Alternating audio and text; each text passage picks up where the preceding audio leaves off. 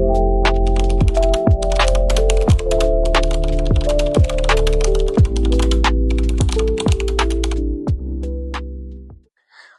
alaykum hurmatli talabalar.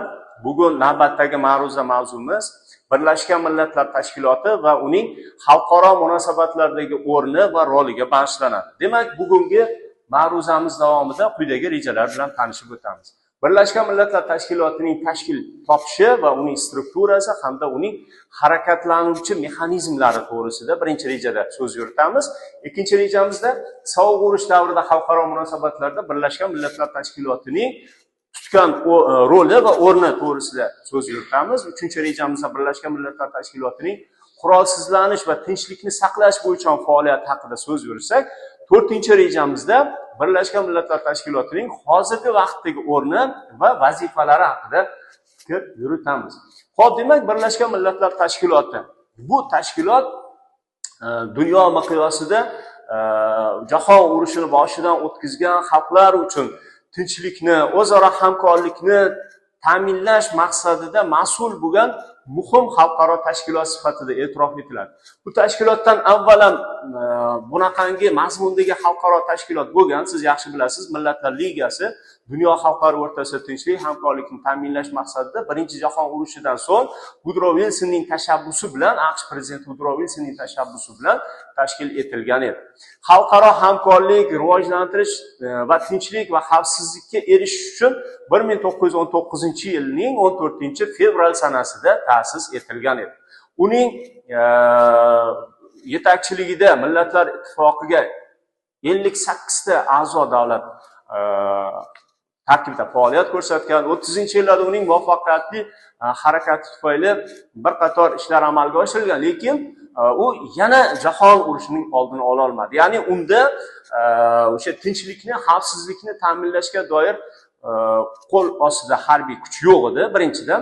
Ikkinchidan, unga a'zo bo'lgan davlatlar, asosan o'sha yetakchi davlatlar, Amerika Qo'shma Shtatlari, Buyuk Britaniya, Fransiya kabi davlatlarning siyosatini qo'llab-quvvatlovchi qurolga aylanib qoldi. Ko'pgina masalalarda fikr bildirildi, murojaat qilindi, lekin ularni shu a'zolikdan chetlashtirishdan ortiq choralarni ko'ra olmagan ekan. Xo'p, demak, Birlashgan Millatlar Tashkiloti atamasi dastavval 1942-yilda Buyuk Britaniyaning bosh vaziri William Churchill va AQSh prezidenti Franklin Delano Roosevelt tomonidan ilgari surilgan va ular aynan mana shu Birlashgan Millatlar Tashkilotini tashkil etish to'g'risidagi deklaratsiyani tayyorlashgan edi. Ushbu deklaratsiya Ikkinchi jahon urushi davrida ittifoqchilar tomonidan, ya'ni asosan bu urush taqdirini hal etgan Buyuk Britaniya, Amerika Qo'shma Shtatlari va Sovet ittifoqi rahbarlari tomonidan rasman e'lon qilingan. Bunday maqomdagi xalqaro tashkilotni tashkil etish to'liq tashabbusi 1945-yil Qrimda o'tkazilgan konferensiya, o'sha ittifoqchilar ishtirokida o'tkazilgan konferensiyada e'lon qilinadi va Birlashgan Millatlar Tashkilotiga nizomiga ko'ra 1945-yilgacha Kaliforniya shtatining San-Fransiskodagi xalqaro tashkilot konferensiyasi tayyorlanayotganda rasmiy ravishda hali a'zo davlatlar maqomi belgilanmaganida anjumanga 50 ta davlat va bir nodavlat tashkiloti, ularning barchasi nizomni imzolashgan. Tashkilotga a'zo sifatida e'tirof etilishida albatta o'sha shu sanagacha, ya'ni ta'sis konferensiyasi tashkil etilgunga qadar Germaniyaga va uning ittifoqchilariga qarshi urush e'lon qilgan davlatlar ishtirok etadi. Va BMT rasmiy ravishda, Birlashgan Millatlar Tashkiloti rasmiy ravishda 1945-yilning 24-oktyabr sanasida nizomi ratifikatsiya qilingandan so'ng bunday tashkilot e'tirof etiladi. Birlashgan Millatlar Tashkiloti Ikkinchi jahon urushining yakuniy bosqichida San-Fransiskodagi konferensiyada 25-aprelda o'z faoliyatini boshlaydi.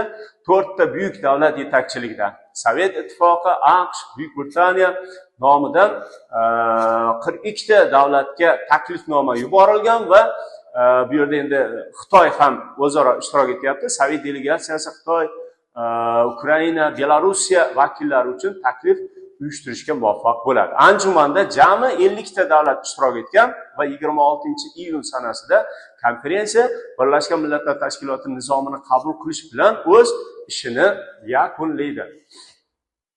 Birlashgan Millatlar Tashkiloti bosh assambleyasining sessiyalari har yili BMTga a'zo bo'lgan davlatlar delegatlari ishtirokida o'tkazilish tartibi belgilangan. Global tinchlikni saqlash masalasida asosiy rol 15 ta a'zodan iborat BMT Xavfsizlik kengashi zimmasiga yuklatiladi. Demak, bu a'zolar, ya'ni Xavfsizlik kengashining a'zolari, doimiy a'zolar sifatida 5 ta davlat e'tirof etiladi. Sovet ittifoqi o'sha vaqtda unga voris sifatida bugungi kunda Rossiya Federatsiyasi, demak, Amerika Qo'shma Shtatlari, Buyuk Britaniya, Fransiya va Xitoy qolgan 10 nafar a'zo har 2 yilda bir marta qayta saylanish kerak edi.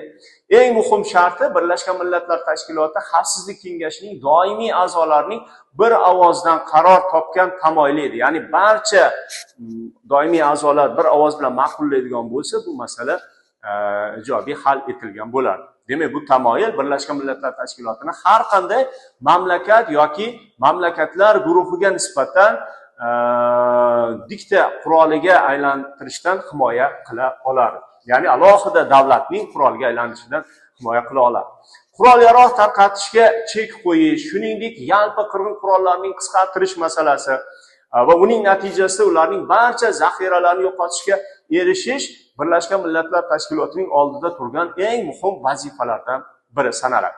Birlashgan Millatlar Tashkiloti qurolsizlanish bo'yicha muzokaralar o'tkazish, shu sohada davlatlarga kerakli tavsiyalar ishlab chiqish va tadqiqotlar tashabbuskori bo'lish uchun doimiy forum vazifasini bajaradi.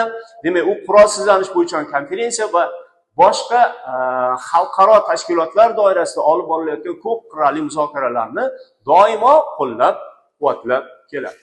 Xo'p, demak, muzokaralar natijasida yadro qurolini tarqatmaslik haqidagi keng qamrovli shartnoma va yadro quroldan xoli zona to'g'risidagi shartnoma va xalqaro kelishuvlarga erishildi. 1996-yilda xuddi shunday yuqorida aytganimizdek, yadro qurolini tarqatmaslik haqidagi keng qamrovli shartnoma Birlashgan Millatlar Tashkilotiga a'zo davlatlar doirasida qabul qilingan ekan. Xo'p, demak, bundan tashqari kimyoviy qurollar 1992-yilda, bakteriologik qurol 1972-yilda zaxiralarni tayyorlash, ishlab chiqish, to'plashni taqiqlovchi, dengiz va okeanlar tubiga va kosmos fazoga yadro qurolini joylashtirishni taqiqlovchi shartnomalar. O'sha dengiz okean tubiga 1971-yilda, kosmos fazoga esa 1967-yilda xuddi shunday shartnomalar va shu singari boshqa turdagi qurollarni taqiqlovchi va chegaralovchi shartnomalar tuzilgan ekan. Demak, bu borada Birlashgan Millatlar Tashkiloti faol harakatlarni amalga oshiryapti. 1977-yilda yer usti minalardan foydalanishni taqiqlovchi konvensiyaga 100 dan ortiq davlat imzo chekdi. Demak, Birlashgan Millatlar Tashkiloti mana shunday konvensiyaga yoki vayron qiluvchi turdagi qurollardan foydalanishni taqiqlovchi boshqa xalqaro shartnomalarga barcha davlatlarni qo'shilishga undayapti va bu borada faoliyat olib boryapti. Birlashgan Millatlar Tashkiloti shuningdek, o'q otar va yengil qurollar ustidan nazoratni kuchaytirish ustida ham faol harakat qilyapti. Demak, bosh assambleya qaroriga binoan xalqaro konferensiya o'q otish qurollari bilan noqonuniy savdo qilish bo'yicha masalani 2001-yilda, ya'ni yangi asrning boshida ko'rib chiqqan ekan. Tinchlikni saqlab qolishdan tashqari Birlashgan Millatlar Tashkilotining faoliyatining asosiy yo'nalishlaridan biri bu inson huquqlarini himoya qilish, zarurat tug'ilganda insonparvarlik yordamini ularga ko'rsatishga qaratiladi. Demak, bu borada Birlashgan Millatlar Tashkiloti tomonidan qabul qilingan eng muhim hujjat bu inson huquqlari umumjahon deklaratsiyasi hisoblanadi. 1948-yil Birlashgan Millatlar Tashkiloti bosh assambleyasining 3-sessiyasida aynan mana shu inson huquqlari amaliyotlari uchun standart hujjat sifatida mazkur yuqorida aytgan deklaratsiya qabul qilingan. Bugungi kunda saylovlarda texnik yordam ko'rsatilmoqda, sud tuzilmalarining takomillashtirish, konstitutsiyalar loyihalarini ishlab chiqishda davlatlarga ko'mak berilmoqda, inson huquqlari sohasidagi vakillarni tayyorlashda, ularni o'qitishda, ochlik, urush, tabiiy ofat tufayli ko'chirilgan odamlar uchun oziq-ovqat, ichimlik suvi, boshpana va boshqa gumanitar yordamlar berish masalasida ham demak Birlashgan Millatlar Tashkiloti faol harakat qilmoqda. Mojarolar kelib chiqqan hollarda yoki o'sha zo'ravonlikning tub ildizlarini qirqish, umuman tinchlik uchun asoslarni yaratishga yo'naltirilgan faoliyatda Birlashgan Millatlar Tashkiloti keskin qat'iy chora-tadbirlarni amalga oshirmoqda. Birlashgan Millatlar Tashkiloti bu borada amalga oshirgan ishlaridan 1962-yildagi o'sha dunyoni yadroviy urush halokat yoqasiga olib kelgan Karib inqirozini bartaraf etishda yoki bo'lmasa 1973-yilda Yaqin Sharqdagi navbatdagi o'sha mojaro keskinlikni bartaraf etishda o'zining o'rnini ko'rsatib o'tdi.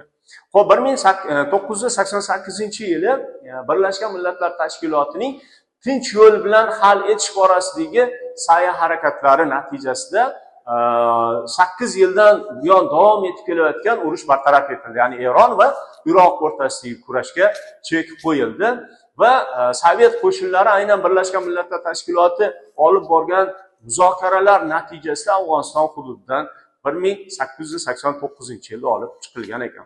Birlashgan Millatlar Tashkiloti 90-yillarda Kuvayt mustaqilligini qayta tiklash borasida Kambodja, Salvador, Gvatemala, Mozambik fuqarolar urushini to'xtatishda, Gaiti va Sierra Leonedagi demokratiya asosida saylangan hukumatni tiklashda katta rol o'ynadi. Shuningdek, qator boshqa mamlakatlarda kelishmovchiliklarni bartaraf etishda mazkur tashkilotning o'rni va ahamiyati beqiyos hisoblanadi.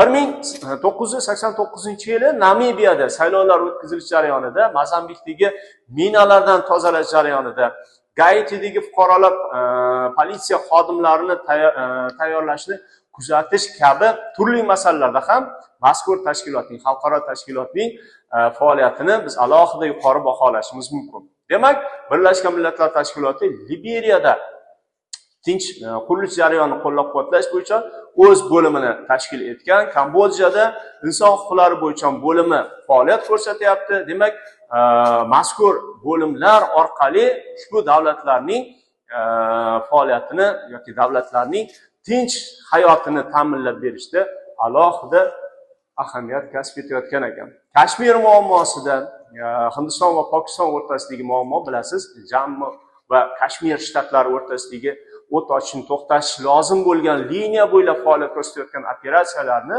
aynan bugungi kunda ham eng muammolardan biri sifatida e'tirof etiladi. 49-yildan buyon davom etyapti. Kiprda Birlashgan Millatlar Tashkilotining tinchlikni barqaror etuvchi posbonlik vazifasi 1964-yildan buyog'iga faoliyat ko'rsatyapti.